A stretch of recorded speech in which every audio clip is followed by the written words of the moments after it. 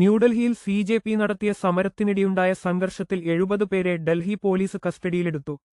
പൊതുമുതൽ നശിപ്പിക്കൽ ഉൾപ്പെടെയുള്ള വിവിധ വകുപ്പുകൾ ചുമത്തിയാണ് പോലീസ് കേസെടുത്തിരിക്കുന്നത്. സംഭവത്തിൽ 5 IPS ഉദ്യോഗസ്ഥർ ഉൾപ്പെടെ ആകെ 118 പോലീസ് ഉദ്യോഗസ്ഥർക്ക് പരിക്കേറ്റതായി അധികൃതർ വ്യക്തമാക്കി. പരിക്കേറ്റവരിൽ സ്പെഷ്യൽ കമ്മീഷണറും DCPമാരും ഉൾപ്പെടുന്നുണ്ട്. കൂടാതെ സമരക്കാർ 20 വാഹനങ്ങൾ നശിപ്പിച്ചതായും ഔദ്യോഗിക റിപ്പോർട്ടുകൾ വ്യക്തമാക്കുന്നു. നേരത്തെ ജന്തർമന്ദറിൽ പ്രവർത്തിച്ചിരുന്ന സമരപ്പന്തലിൽ നിന്ന് പ്രതിഷേധക്കാരെ പോലീസ് നീക്കം ചെയ്തിരുന്നു.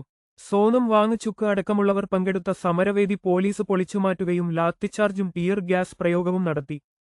പ്രദേശത്ത് ദ്രുതകർമ്മ സേനയെയും വിന്യസിച്ചിട്ടുണ്ട്. അഭിജിത് ദീപ്ഗയുടെ നേതൃത്വത്തിൽ സമരക്കാർ പാർലമെന്റിലേക്ക് മാർച്ച് നടത്താൻ ശ്രമിച്ചെങ്കിലും പോലീസ് ബാരിക്കേഡുകൾ ഉപയോഗിച്ച് അത് തടഞ്ഞു. രാത്രിയോടെ സമരക്കാർ വീണ്ടും പ്രതിഷേധവേദിയിൽ തിരിച്ചെത്തി സമരം തുടരുകയാണ്.